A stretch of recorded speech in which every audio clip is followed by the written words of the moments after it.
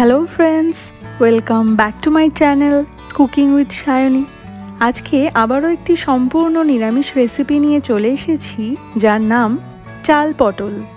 এই চাল পটল হয়তো প্রায় সকলের বাড়িতেই হয়ে থাকে, তবে আমি কিভাবে চাল পটল বানাই সেই রেসিপিটাই আজকের ভিডিওতে আমি শেয়ার করব। তাহলে চলুন দেখে নেওয়া যাক আজকের ভিডিওটি। চাল পটল বানানোর জন্য নিয়েছি 16টা মিডিয়াম সাইজের পটল এবং হাফ কাপ গোবিন্দভোগ চাল। প্রথমেই পটলগুলোকে রেডি করে নেওয়া যাক। পটলের দুই দিকের দুটো মুখ কেটে বাদ দিয়ে নেওয়ার পরে খোসাটা ছাড়িয়ে নিচ্ছি। তবে পটলের খোসা একটু গায়ে লেগে থাকলে দেখতে বেশ ভালোই লাগে, সেই জন্য আমি একটু খোসা রেখেও দিয়েছি। এরপরে পটলটা মাঝখান থেকে কেটে হাফ করে নিলাম। এইভাবেই প্রত্যেকটা পটলকে রেডি করে নেব।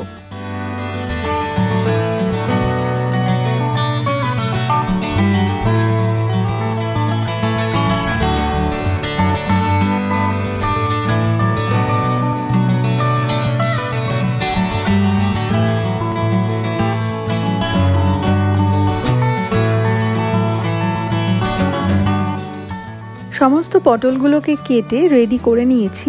এবার রান্নাটা শুরু করা যাক। একটা কড়াই গরম করে তার মধ্যে দিয়ে দিচ্ছি 3 টেবিল স্পুন সর্ষের তেল। তবে সর্ষের তেলের পরিবর্তে ঘি দিয়েও কিন্তু চাল পটল বানানো যায়। সর্ষের তেলটা খুব ভালো করে গরম হয়ে যাওয়ার পরে ফ্লেমটাকে লো টু মিডিয়ামে করে তেলের মধ্যে দিয়ে দিলাম 3 টেবিল স্পুন আধ ভাঙা কাজু বাদাম। কাজু বাদামগুলোকে এবার হালকা ব্রাউন করে ফ্রাই করে নিতে হবে।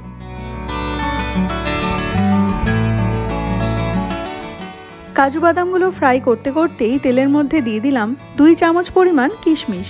এবার কাজু আর কিশমিশটা আরও 1 মিনিট ফ্রাই করে নিচ্ছি।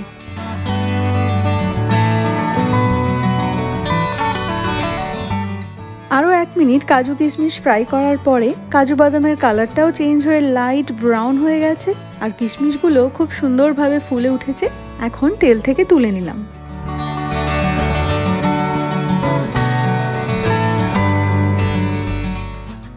এবার ওই তেলের মধ্যেই দিয়ে দিচ্ছি আগে থেকে ধুয়ে জল ঝরিয়ে রাখা 1 কাপ পরিমাণ গোবিন্দভোগ চাল। এই গোবিন্দভোগ চালটাকে এবার 3-4 মিনিট সময় ধরে মিডিয়াম হিটে ভেজে নিতে হবে।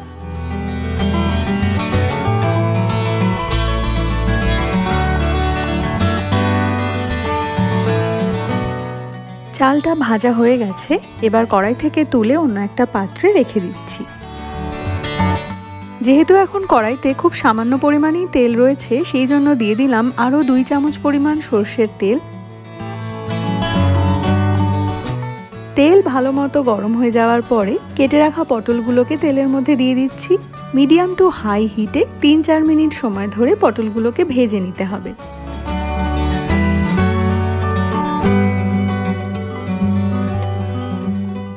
অবশ্যই পটলগুলোকে একটু ভালো করে ভেজে নিতে হবে, না হলে কিন্তু রান্নার স্বাদ ভালো হবে না। আমার পটলগুলো ফ্রাই করা হয়ে গেছে। এবার তেল থেকে তুলে নিচ্ছি।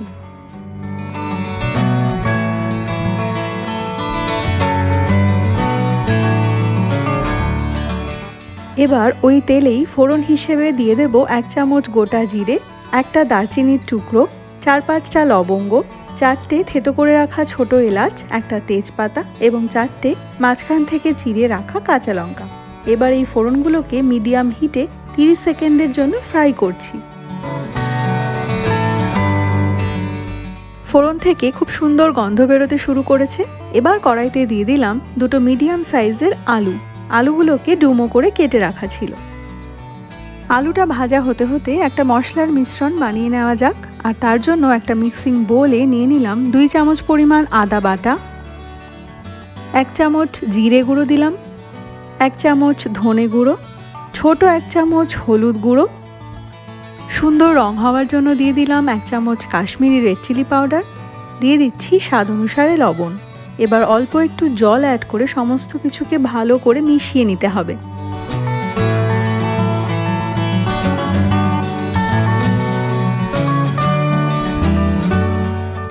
এদিকে আলুগুলোকেও মিডিয়াম টু হাই হিটে 2 মিনিটের জন্য ফ্রাই করে নিয়েছি। এবার এর সাথে এই মশলার মিশ্রণটা অ্যাড করে দিচ্ছি। লো মিডিয়াম হিটে মশলাটাকে ভালো করে কষিয়ে নিতে হবে যতক্ষণ না পর্যন্ত মশলা থেকে কাঁচা গন্ধ চলে যাচ্ছে।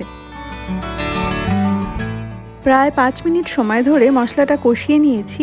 এবার সামান্য জল অ্যাড করে আরও 2 মিনিটের জন্য রান্না করছি। মশলাটা খুব সুন্দরভাবে কষিয়ে নিয়েছি। এখন এর সাথে অ্যাড করে দিলাম একটা ছোট টমেটোর হাফ পোর্শন। তবে টমেটোর পরিবর্তে 2 চামচ পরিমাণে টমেটো কেচাপও ইউজ করতে পারেন। সব কিছুকে আরও একবার ভালো করে মিশিয়ে নিয়ে এর সাথে একে একে অ্যাড করে দিচ্ছি আগে থেকে ভেজে রাখা গোবিন্দভোগ চাল, ভেজে রাখা পটল, কাজু বাদাম, কিশমিশ। মশলার সাথে সব কিছুকে ভালোভাবে মিশিয়ে নেওয়ার পরে কড়াইতে দিয়ে দেব প্রায় 1 কাপ পরিমাণে গরম জল। তবে আপনি যদি একটু বেশি ঝোল পছন্দ করেন সেক্ষেত্রে জলের পরিমাণটা বাড়িয়ে দিতে পারেন। দিয়ে দিলাম 3টে চেরা পাকা লঙ্কা আর সামান্য একটু গরম মশলা গুঁড়ো। সব কিছুকে হালকা হাতে আরও একবার মিশিয়ে নিচ্ছি।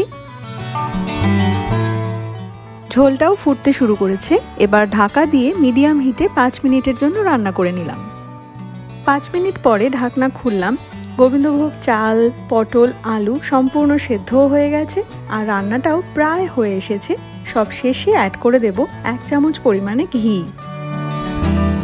হালকা হাতে আরও একবার সব কিছুকে মিশিয়ে নিয়ে ঢাকা দিয়ে 10 মিনিটের জন্য স্ট্যান্ডিং টাইমে রেখে দেব। সম্পূর্ণ নিরামিষ এই চাল পটল খেতে কিন্তু ভীষণই সুস্বাদু হয়। যারা পটল খেতে অতটাও পছন্দ করেন না তারাও এটা খেয়ে প্রশংসা করে থাকেন। তাই বাড়িতে এটা অবশ্যই ট্রাই করুন আর গরম ভাতের সাথে সার্ভ করুন। আজকের ভিডিও ভালো লাগলে একটা লাইক করার অনুরোধ রইল। শেয়ার করতে পারেন আপনার ফ্রেন্ডস এবং ফ্যামিলির সাথে। আর আমার চ্যানেল কুকিং উইথ সায়নী যদি এখনও সাবস্ক্রাইব করা না থাকে তাহলে সাবস্ক্রাইব করে নেওয়ার অনুরোধ রইল। ফিরে আসবো নতুন কোনো রেসিপির ভিডিও নিয়ে। ততক্ষণের জন্য বাই।